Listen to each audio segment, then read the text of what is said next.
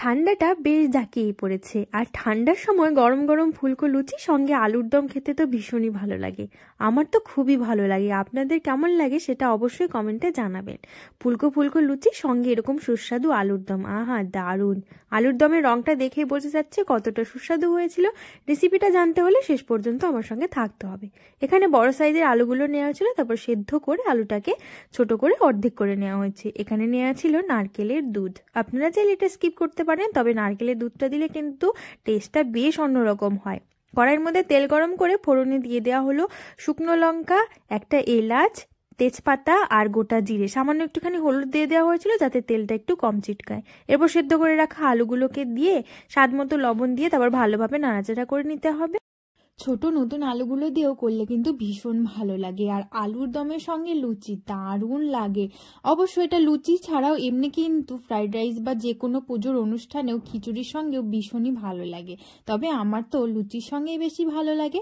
এরপর দিয়ে দেওয়া হলো চিড়ে রাখা কয়েকটা কাঁচা লঙ্কা, আর নারকেলের দুধটা ছিল তার মধ্যে ওই জিরে গুঁড়ো আর ধনে গুঁড়ো ভালোভাবে মিশিয়ে নেওয়া হচ্ছিল। হ্যাঁ, ঝাল লঙ্কার গুঁড়োটাও দেওয়া হয়েছিল। সমস্ত কিছুকে ভালোভাবে মিশিয়ে রাখা হলো। এইদিকে আলুর মধ্যে পরিমাণ মতো হলুদ গুঁড়ো দিয়ে দেওয়া হলো।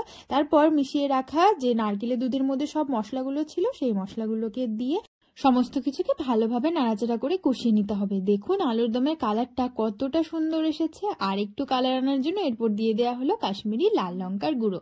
ব্যাস হয়ে গেল। এরপর সবকিছুকে ভালোভাবে মিশিয়ে একটু কষিয়ে নিলেই হয়ে যাবে। কষানোটা হয়েও গেছে, মশলাগুলো থেকে কিন্তু তেল ছেড়ে এসেছে। এরপর ঝোলের জন্য একটুখানি জল দিয়ে একটু সময় এটাকে ফুটিয়ে নিলে হয়ে গেল, কারণ আলুটা তো আগে থেকে সেদ্ধ করাই ছিল। দেখুন ঝোলটা কিন্তু ফুটে এসেছে। এরপর এর মধ্যে দিয়ে দেওয়া হলো কাসুরি মেথি।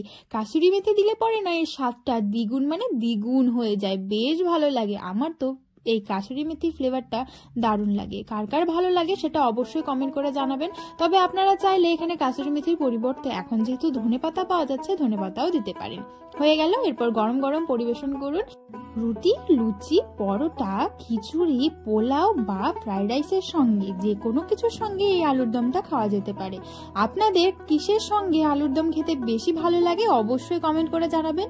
আজকের রেসিপিটা ভালো লাগলে চ্যানেলটিকে সাবস্ক্রাইব করে আমার পাশে থাকবেন। ধন্যবাদ।